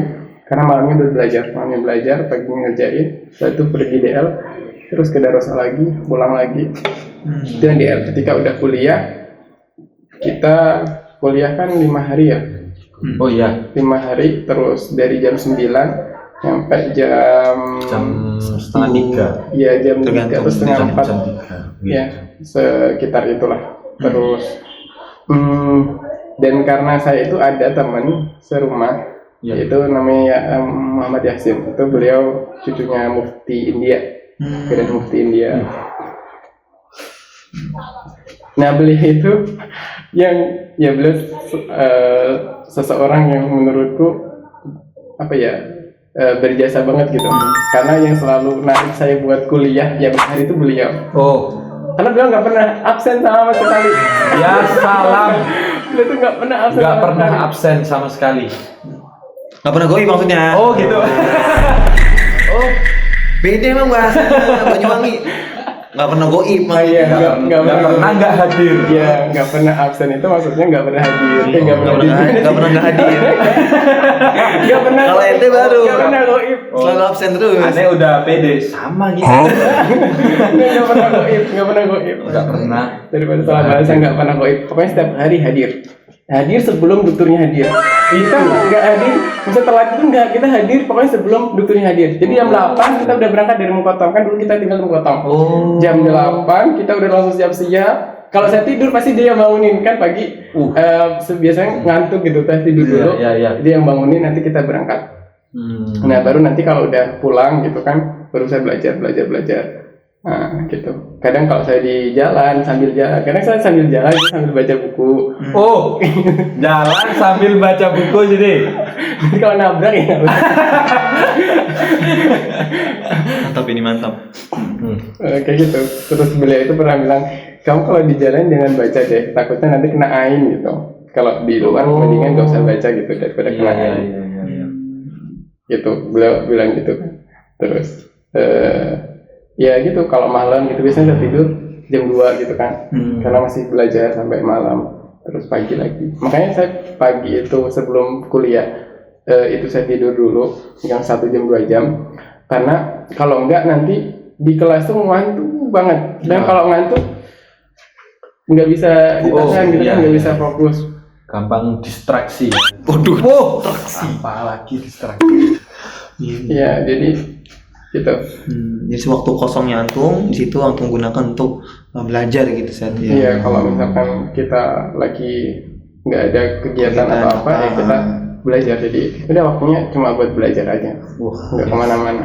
Sangat-sangat menginspirasi. Komunitas atau organisasi selama S1 atau pernah ikut ya? Pernah. Saya dulu pernah jadi pengurus PCNU setahun. Terus pernah ikut senat mahasiswa. Dirasa setahun kayaknya. Tuh. Seproduktif ini juga ikut organisasi, Bro. Organisasi yang tidak menghalangi untuk belajar. Itu bukan organisasi yang itulah pokoknya gitu. Kita terakhir sebagai sesi penutup. Ya. Ini apakah ada pesan yang ingin antum sampaikan untuk mahasiswa yang rumah binaan dan non rumah binaan? Kira-kira pesan antum Ustaz untuk teman-teman. Oke. Bagi teman-teman yang sudah sampai di Mesir ataupun yang akan belajar di Mesir, ya, jadi harus menentukan pilihan. Karena hidup itu semuanya adalah pilihan, ya. Pilihan, kita memilih antara ini dan itu. Nah, ketika kita sudah memilih A, jangan pernah kita memikirkan B. Ya, kalau kita sudah memilih Al-Azhar, maka jangan pikirkan kampus lain. Ya. Kalau kita sudah memikirkan Al-Azhar, kalau kita sudah memilih Al-Azhar, jangan memikirkan kampus lain. Karena saya dulu sebenarnya 2020 saya dapat beasiswa di universitas lain di Madinah. Ya, saya dapat di Madinah. Waktu itu Syekh Aiman Al-Hajjaj belum mengatakan. Karena saya masih merasa kosong gitu, belum banyak ilmu gitu kan. Beliau bilang, kalau kamu masih tetap di sini, insya Allah kamu akan ke Futuh gitu, kamu akan bisa ke Futuh. Akhirnya saya mengikuti beliau, yang penting kamu fokus belajar gitu, insya Allah nanti kamu jadi orang yang alim gitu, kalau misalkan kamu benar-benar fokus. Akhirnya saya pun fokus dan sudah saya meninggalkan pikiran-pikiran yang lain, ya, ke Madinah pun gak jadi saya ambil. Karena saya fokus di Al-Azhar dan pikir juga Al-Azhar itu ya telah menelurkan banyak sekali para ulama-ulama besar gitu. Ulama-ulama besar kalau kita berkunjung ke maktabah, kita cek ini karya ulama Al-Azhar, ini lulusan Al-Azhar, ini ulama pernah belajar di Al-Azhar. Segitu banyaknya gitu kan, kita nggak bisa bandingin itu dengan yang lainnya. Maka Al-Azhar memang tidak tertandingi dengan muasasah manapun gitu kan. Apalagi di Al-Azhar itu semuanya ada dan nyata gitu di depan mata kita. Mau belajar apa? Kita mau misalkan kuliah syariah, mau belajar Quran qiraat, bisa ya. Coba kalau di kampus lain kesulitan. Kita orang lughah Arabiyah mau belajar fikih madzhab arba'ah misalkan. Bisa sangat terbuka di Al-Azhar. Sangat terbuka. Iya. Kita lulusan Usuluddin mau jadi mufti, belajar Darul Ifta 3 tahun bisa saja. Itu hanya ada di Al-Azhar, tidak ada di tempat lain, ya kan? Kita pengen dapat banyak sanad, ikut mukasafah setiap hari, bisa tasil. Hadir pas akhir aja. Kalau nggak gitu sebelum pulang kunjungi semua masyayikh, minta sanad dikasih, ya kan? Kalau misalkan nggak sempat ngambil sanad yang mukasaf, karena kita sibuk belajar, ya kan? Tahsil, maka sebelum pulang berkunjung silaturahim ke masyayikh minta sanad, nanti dikasih sanad. Nah, pulang banyak bertumpuk sanad itu sudah. Semuanya ada solusinya di Al-Azhar. Itu tidak ada sesuatu yang kurang pun dari Al-Azhar. Ya, dan guru-guru besar masyayikh Al-Azhar yang sekarang duduk di kursi Masjid Al-Azhar, ya, itu beliau telah mengalami waktu yang sangat lama di luar negeri, yang misalkan di Saudi mengajar begini-begini, akhirnya setelah ilmunya sangat matang pulang diajarkan, ya kan? Jadi secara tidak langsung kita juga pernah belajar ke luar negeri. Iya. Dengan masilah ilmu Iya, beliau. Kita langsung dapat dari guru-guru besar gitu, kan keilmuan dari ulama-ulama besar. Yang mana itu akan kurang kita dapati di luar, ya, di luar. Dan sanad keilmuan luar pun juga ke Al-Azhar gitu. Kenapa kita jauh-jauh keluar kalau pusatnya di Al-Azhar? Iya, betul, Iya kan? betul. Kalau pusatnya di Al-Azhar ya udah ke pusatnya aja, orang kita sudah dikasih pusat, ngapain mau nyari cabang? Iya kan? Kalau udah dikasih pusat, ngapain sibuk-sibuk nyari ke cabang? Ya sudah, kita di sini. Akhirnya ya dengan beberapa nasihat dari para masyayikh waktu itu, akhirnya saya benar-benar memutuskan untuk di Al-Azhar. Karena itu akhirnya fokus, akhirnya bisa lah sedikit-sedikit ya mendapatkan ilmu-ilmu yang diinginkan. Nah, jadi teman-teman yang sudah di Al-Azhar itu jangan tergoyahkan dengan apapun. Ketika kita sudah memilih A, maka jangan pernah memikirkan B. Ya. Iya. Kalau ada kesempatan dan itu tidak menabrak yang A, ambil. Tapi kalau itu menabrak dengan A, itu jangan diambil. Kenapa? Nanti setan ketika kita kayaknya B keren, pindah ke B. Tiba-tiba kita dibisikin ke C, akhirnya kita ke C lagi. Akhirnya kita nggak dapat apa-apa. Nggak pernah sampai ya. Nggak pernah sampai. Saya mau belajar pun juga begitu. Ketika kita belajar nahwu, oke, sudah bagus belajar di Rumiyah. Ada teman belajar mutamimah, wah keren mutamimah gini. Ada teman akhirnya ikut mutamimah. Ada teman belajar alfiyah, pindah ke alfiyah. Ada teman belajar Mughni Labib, pindah ke Mughni Labib. Nggak akan kata-kata selesai. Betul. Sama keilmuan juga begitu. Rumah binaan juga begitu. Di Markas Rudin ada teman di rumah keren, pindah ke ada orang bilang lebih keren, pindah ke dia bilang lagi, wah nggak usah ke rumah binaan lebih keren. akhirnya LC nggak dapat apa-apa. Kenapa? Ilmunya setengah. Ya jadi gaduh-gaduh gitu. Iya, akhirnya nggak bisa. Jadinya harus mungkin dalam satu hal ini. Iya, mungkin dalam satu hal, dan jangan memikirkan yang lain-lainnya gitu kan. Nah, kemudian ketika sudah kita memikirkan rumah binaan, maka percaya dan yakinlah dengan apa yang sudah ditentukan muqarrarnya, ya kurikulumnya oleh pembina rumah binaan gitu kan. Ketika sudah masuk di rumah binaan, jangan kemudian berpikir enak ada kajian di luar kayak gini, mereka kajian di luar bisa gini. Belum tentu yang kajian di luar itu bisa seperti yang antum dapatkan di rumah binaan. Ya. Betul. Jangan terlalu berpikir hijaunya rumput tetangga. Gitu. Lihat rumput kamu sendiri. Iya. Siram, ya kan, rawat dengan baik gitu, maka dia akan tumbuh subur. Ya rumput tetangga kelihatan hijau, nampak luarnya, siapa tahu dalamnya banyak ulatnya, banyak ininya, atau busuk dalamnya, nggak tahu. Kita hanya melihat sekilas saja. Ya. Jadi kita berproses dan kita membangun output kita sendiri gitu. Jangan nggak usah berpikir dengan yang lain-lain. Kita fokus di situ. Misalkan saya di Markas Rudin sudah berikan setahun bisa ini, ya selesaikan dengan baik. Kalau kita bisa menambah, tambah. Tapi jangan mengurangi yang asli. Yang asal itu harus selesai, baru kemudian kita menambah sesuatu yang lain. Kayak gitu. Iya. Ya, selesaikan di situ dengan baik, baru kemudian ke yang lain. Nah, baru selesai dari situ, bebas memilih pilihan lagi. Apakah saya melanjutkan di rumah binaan, apakah saya di luar?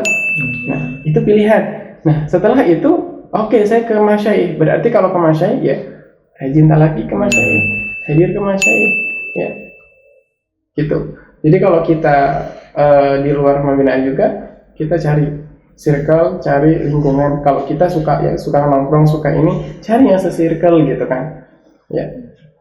Kalaupun yang saya sukanya di kafe, cari yang sama-sama di kafe tapi ngomongin ilmu. Nggak jauh-jauh dari ilmu maksudnya. Iya, yang nggak jauh-jauh dari ilmu, karena tujuan kita adalah keilmuan. Tapi kalau tujuan kita dari awal, wah saya nanti suatu saat ingin membangun travel yang gede, yang maju, tapi saya berpendidikan agamis, gitu, berpendidikan agama. Oh iya. Ya berarti dari sekarang, oke, ilmu keagamaan kamu itu jangan sampai di bawah standar, gitu. Jangan di bawah standar. Standarnya Azhari seperti apa? Standar, ya saya bilang standar, bukan standar artinya standar yang untuk ya standarnya LC lah. Ya keilmuannya sesuai dengan muqarrar yang semua dipelajari, itu adalah standarnya. Ya. Tapi kalau ikut standarnya masyayikh, ya standarnya masyayikh ya itu lebih tinggi lagi. Kalau standarnya lulus Al-Azhar itu adalah muqarrar itu semuanya paham dengan baik. Nah, jadi di segi keilmuan oke di situ. Maka pula mau mendirikan atau misalkan travel ini oke. Wah saya pengen jadi mutawif. Ambil jadi mutawif, kesempatan ambil, tetapi jangan kemudian sampai menghilangkan waktu kamu di Al-Azhar. Ya. Oh iya. Kenapa? Karena Allah mengirimkan kamu ke Al-Azhar bukan untuk jadi mutawif. Betul. Asal mulanya bukan jadi mutawif, tapi kan semua pilihan, karena kamu diberikan pilihan. Kalau kamu milih menjadi mutawif ya oke jadi mutawif. Tetapi jangan sampai waktu itu full semuanya di Saudi. Ya. Jadi amanah yang diberikan ke kamu untuk belajar di Al-Azhar hilang. Ya, amanahnya hilang, terganti dengan yang lain. Sebagaimana, wah saya tahajudnya luar biasa, tapi sholat wajibnya enggak. Malah ketiduran terus gurunya. Aduh. Ya itu tidak seimbang gitu. Ya, sholat wajibnya oke, tahajudnya oke. Ya kan?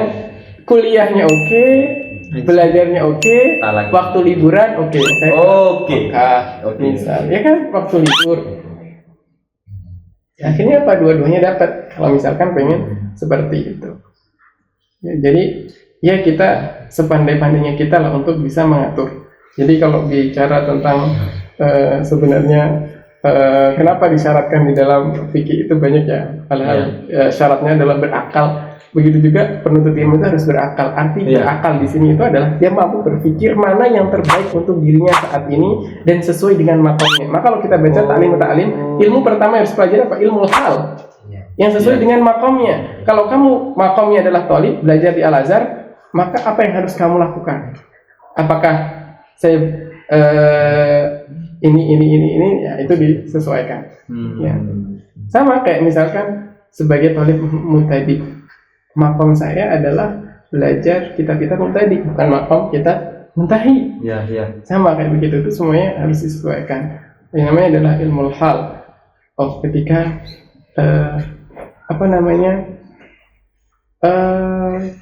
kayak misalkan di kampus kalau di syariah kitab munakahat dipelajari di tahun 3 tahun 4 tahun 4 ya.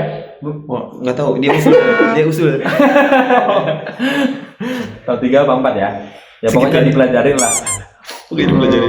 Tahun 3. Oh, tahun 3. Ya, kalau di Rosat tahun 4. Nah, kalau di Rosat tahun 4. Jadi dipikirnya kalau orang di Rosat itu cocoknya menikahnya setelah tahun 4. Kalau syariah nggak apa-apa tahun 3 gitu kan. Jadi semua sesuai dengan keadaannya. Sebenarnya tuntutan. Dan kenapa toharoh ya kan? Bab itu dibuka dengan toharoh, ya kan? Kenapa? Karena bagi seorang kalaf itu kan pertama yang dituntut adalah sholat. Orang sholat harus toharoh dulu, bersuci dulu. Ya, bersuci dulu. Bukan hal yang pertama dia pelajari adalah puasa dan haji, apalagi haji, ya kan? Ya, karena semua tuntutan hal keadaannya. Maka hal yang pertama adalah toharoh, karena toharoh ini merupakan syarat untuk dia bisa melaksanakan haji. Sholat Kan tadi udah oleh ya. Maaf guys, saya masih ke-distract haji tadi. Ya, tapi haji juga nanti ketika tawaf kan syaratnya juga harus syarat loh itu toharoh. Ini dibantu aja sama beliau. Maksudnya nggak salah juga kan? Salah. Nggak sesuai konteks. Ya, jadi toharoh dulu baru kemudian ibadah di sholat, karena itu semua dengan keadaan hal. Sebaik-baik manusia itu adalah mengerti dengan posisi dan keadaan. Kalau sebagai pedagang, ya jangan mempelajari ilmu apa memancing, yang dipelajari ilmu perdagangan. Oh iya. Kalau dia sudah belajar ilmu perdagangan nggak apa-apa mancing. Ya kayak tuntutannya dulu dong. Iya. Nanti dia ini jual beli yang subhat, yang haram, nggak tahu. Betul. Nggak tahu ini haram apa. Mau jadi mutawif belajar dulu fikih haji umroh. Jangan kemudian jadi mutawif nggak tahu hukum tawaf seperti apa, hukum sa'i seperti apa. Ya kan? Betul. Soalnya saya pernah dengar gitu. Oh, jangan Saya juga pernah dengar. Iya, saya juga pernah dengar. Pernah dengar kita. Semuanya kita pernah dengar. Nggak pernah dengar. Kedengeran. Saya nggak tahu itu mahasiswa mana dan orang mana ya wallahu a'lam. Oh, semoga bukan azab. Iya, semoga itu bukan al azhar karena al azhar itu luar biasa. Ya, atau mungkin keselip ya nggak tahu. Oknum. Ya jadi semua itu harus disesuaikan gitu. Ya. Nggak apa-apa jadi mutawif, yang penting belajar dulu. Atau seenggaknya kalau nggak belajar, ada kontaknya Mas Syaikh. Ada jamaah ini bertanya gimana. Iya. Tanya Mas Syaikh. Oh. Gitu. Saya waktu itu menemukan waktu di Mekah, menemukan ada ya kalau dalam adat kita itu tidak sah sebenarnya. Ketika melaksanakan misalkan tawaf atau sa'i cuma 3 kali benar gitu. Enggak 7. Iya. Kemudian karena dia sudah melaksanakan umrohnya berkali-kali dan badal lagi. Waduh. Badal berkali-kali, 15 kali. Oh, jadi satu semua. Enggak, 15 kali membadalkan dan dengan cara yang sama. Oh, gitu. Ya, Akhirnya saya berpikir, ini kalau dihitung nggak sah semuanya. Dan gimana itu gitu kan?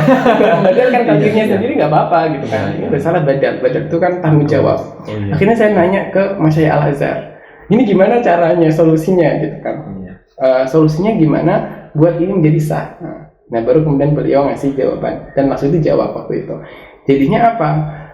Ya seenggaknya kalau kita memang tidak terlalu tahu, kita punya kontak atau ke masyayikh kita gitu. Jangan ke ustadz sama ustadz, takutnya sama-sama nggak ngerti, malah ditusukkan. Ah ini nggak boleh, ini nggak sah, ini. Malah jadi hancur nantinya. Ya apalagi ustadz mutadi, sering sama-sama mutadi. Oh, iya. Ya kalau udah senior banget ya nggak apa-apa. Gitu.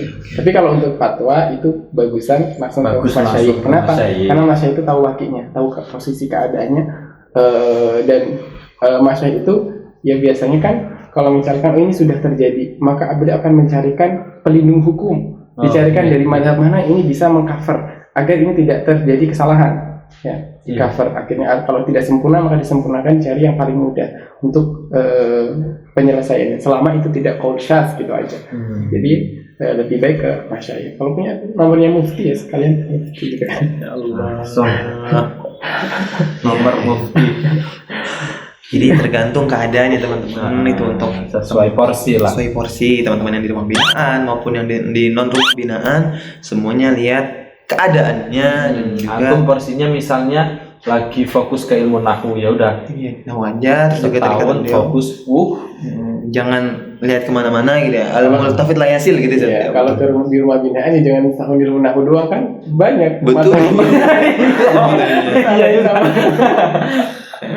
Sesuai dengan apa yang diprogramkan di situ kalau di rumah binaan. Oh, kalau di rumah binaan. Iya. Tapi benar-benar harus mungkin. Karena yang dipelajari cuma satu kitab, biasanya satu fan. Kan misalkan nahwu satu, sorok satu, balaghah satu. Mungkinkan betul-betul apa yang disampaikan di situ, karena biasanya ustadz pengajar itu sudah merangkumkan dari mubtadi ke mutawasid di dalam pengajarannya. Jadi mungkinkan nanti bisa naik dengan sendirinya. Gitu ya. Oke teman-teman sekalian, tak terasa kita sudah sampai di penghujung acara. Tak terasa. Ya, dalam pada berapa jam ini? Tema kita nih. Ini sebenarnya kita mau lanjutin gitu, cuman kayaknya asan kita puasa semuanya. Asan kita puasa ya. Bul teh satu. Ini panitia nggak ada yang nyiapin ini. Panitia, ini sholat tapi ini nggak dikasih minum. Kami dari Markas Fuludin mengucapkan banyak terima kasih kepada Hengki atas wajangannya, sharingnya, ya kan, terus juga vibe positifnya. Bil khusus tadi banyak pengalaman beliau yang unik banget, inspiratif dan mengedukasi. Apalagi yang alarm. Wah, itu wajib dicoba. Itu lucu sekali. Iya, habis ini saya ngerekam kan. Fahri Nggak lucu, cuy. bangun. Itu sangat bermanfaat sekali. Iya, betul-betul. Unik sekali ya. Kami mengucapkan banyak terima kasih ke Ustaz Hengki. Dan untuk teman-teman sekalian, insya Allah bakal bertemu lagi kepada kita di tema podcast yang lebih menarik dan lebih serunya.